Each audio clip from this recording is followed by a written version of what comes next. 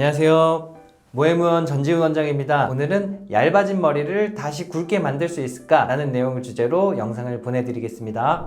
모발의 굵기별로 개선하는 방법이 다릅니다. 그래서 이 굵기별로 개선하는 방법을 이해해 주시기 위해서는요, 머리카락을 세 가지로 분류한다 라는 걸 알아주셔야 되는데, 거기에 대해서 자세히 설명드리도록 하겠습니다. 일단 첫 번째, 성모, 어른성입니다. 우리가 일반적으로 생각하는 그 머리카락, 잘 자라는 머리카락이라고 생각해 주시면 되겠는데요, 머리의 굵기를 가지고 머리카락 분류를 하게 되는데, 원래 내가 갖고 있었던 머리카락의 굵기를 100이라고 봤을 때 굵기를 100으로 유지하고 있는 그 머리카락부터 한 70 정도까지 가늘어진 모발은 성모라고 분류를 하고 있습니다. 그리고 중간모라고 하는 모발은 원래 모발 굵기를 100이라고 했을 때 그 굵기가 점점 가늘어져서 70 정도 됐을 때부터 중간모라고 분류를 하고요, 한 30 정도까지 가늘어지면 그 머리를 중간모라고 합니다. 이 중간모발의 특징은 얇기도 얇지만 자라는 속도도 느리고, 그리고 종국적으로 자라는 모발의 길이도 다릅니다. 즉, 성모는 한 1m까지도 쭉 자라지만 이 중간모는 모발의 수명이 짧고 자라는 속도도 느리고 머리도 가늘기 때문에 1m까지는 자랄 수 없고, 짧게는 5cm에서 길게는 10cm 그 정도에서 더 이상 자라지 않는 그런 모발들을 중간모로 분류하고 있습니다. 여기에서 머리가 더 가늘어지면 원래 모발 두께를 100이라고 봤을 때 30 미만까지 모발이 가늘었다 그러면은 잔머리라고 분류를 하고 있습니다. 그래서 이 세 개의 분류에 따라 개선하는 방법이 다릅니다. 이 성모 같은 경우도 머리 두께 100으로 온전하게 유지하고 있는 모발도 있겠지만 70 정도까지 가늘어져도 성모로 분류한다고 말씀드렸잖아요. 80점 또는 70점까지 가늘어져 있는 성모들은 탈모약을 먹고 탈모약을 바르고 병원에서 해드리는 여러 관리 치료를 했을 때 성모도 두꺼워질 수 있습니다. 그리고 중간모 역시 70에서 30까지 가늘어진 모발도 두꺼워지게 할 수는 있습니다. 하지만 성모까지 가기에는 역부족이다. 중간모는 좋아져도 70 정도까지밖에 좋아질 수 없다. 요거를 기억해 주시면 되겠고요. 그래서 우리가 모발 이식 수술을 권하지 않는 분들의 경우에는 머리가 가늘어졌는데 성모의 단계에 있다, 또는 중간모까지의 단계까지만 갔다 하시는 분들은 탈모 치료로 모발의 굵기를 많이 개선할 수 있습니다. 물론 성모는 성모 사이에서 두꺼워지고 중간모는 중간모 영역 사이에서 두꺼워집니다. 그래서 제가 어떻게 설명드리냐면, 중간모가 많이 섞여 있는 분들 같은 경우 수술은 아니고 탈모 치료를 해드린다 했을 때 원래 머리를 100이라고 했을 때 한 70 정도까지 좋아지는 것을 목표로 우리가 치료하겠습니다 라고 아예 치료의 목표를 설정하고 치료를 하는 경우들이 많이 있습니다. 그리고 머리가 너무 극단적으로 가늘어져서 30 미만까지 이렇게 잔털로 보이는 경우에는요, 아무리 좋은 치료를 해도 중간모로 넘어갈 수 없는 경우가 대부분입니다. 물론 먹는 약 잘 쓰고 미녹시딜 열심히 바르면 잔머리가 늘어났어요, 두꺼워졌어요 라고 말씀하시는 분들도 굉장히 많이 계신데, 그거는 어디까지나 20짜리 잔머리가 30짜리 잔머리가 되는 거지 10cm 이상 자라는 중간모 또는 1m까지 자라는 성모로 변하지는 않습니다. 그래서 잔머리는 잔머리다, 잔머리 안에서 조금 더 두꺼워지는 정도다. 그래서 이 잔머리 같은 경우에는 탈모 치료로서는 개선시키는 것이 역부족이기 때문에 그냥 없다 생각하고 모발 이식 수술을 진행해서 그 영역의 모발을 풍성하게 만들어 드리는 치료를 권유해 드리고 있습니다. 그래서 조금 더 자세히 설명드리면, 모발의 굵기를 개선하는 방법, 즉 얇아진 성모 그리고 얇아진 중간모까지를 개선시키는 방법의 가장 대표적인 방식으로 먹는 약과 바르는 미녹시딜이 있습니다. 미녹시딜에 관한 의학 저널에 실린 내용인데요, 머리가 성모, 중간모, 잔머리로 가는 것을 막아주고 잔머리가 중간모, 성모로 가는 것을 도와준다라고 되어 있지만, 잔머리가 중간모로 되고 중간모가 성모로까지 되는 것은 좀 어렵다. 좋아져도 잔머리 사이에서 좋아지고, 중간모도 중간모 정도 사이에서 좀 좋아지는 정도다. 그리고 성모도 성모 사이에서 좋아지는 거다라고 이해해 주시면 되겠습니다. 그래서 의학저널에서 가장 유명한 이 그림을 가져와서 이 성모, 중간모, 잔머리를 이해하기 쉽게 제가 그림을 가져왔고요. 그리고 일반적으로 집에서 할 수 있는 홈케어, 즉 먹는 약, 바르는 약 말고도 병원에서 도와드리는 방법들이 있습니다. 저희 병원에서는 메조테라피 주사 치료를 하고 있는데요, 의사가 직접 두피에 주사를 놓습니다. 정식적으로 주사용으로 승인된 약들을 사용하고 있는데, 대표적인 약물 두 개로는 보톡스와 PDRN이라고 하는 주사 성분을 번갈아 가면서 두피에 직접 주사를 하고 있습니다. 이 주사를 꾸준히 두피에 주입하면 모발의 굵기라든지 모발이 자라는 속도가 좀 빨라진다 하는 그런 연구 논문들이 많이 발표가 되고 있습니다. 그리고 그 외에도 기계 치료 중에 대표적인 저준위 레이저 치료, 그리고 자기장 치료인 헤어셀과 같은 치료를 꾸준히 병행해 주시면 머리카락을 두껍게 하는데 도움이 많이 되고요. 그러면 내가 M자 모발 이식 수술 수술을 받았는데 이런 치료를 하면은 더 좋나요? 라고 또 궁금해 하실 수 있습니다. 왜냐면 탈모 치료로 개선되는 게 아니라 잔머리는 그냥 무시하고 모발 이식 수술을 하는 거라서 이런 관리 치료가 필요 없지 않을까 라고 생각하실 수는 있는데 그렇진 않습니다. 왜냐면 모발 이식한 머리는 우리가 일반적으로 그 자리에 위치해 있어서 빠지고 나고를 반복하는 그 머리 상태가 아니라 아예 이사를 와서 새로 처음부터 자기 일생을 시작해야 되는 머리, 즉 빠졌다가 다시 새로 나야 되는 머리이기 때문에 그런 경우에도 이런 주사 레이저 헤어셀 치료들을 해주면 수술 후에 생착률이 조금이라도 좀 더 올라가는 경과를 보일 수 있기 때문에 수술 후에도 저희도 정기적으로 관리 치료를 수술 받으신 분들에게도 적용해 드리고 있습니다.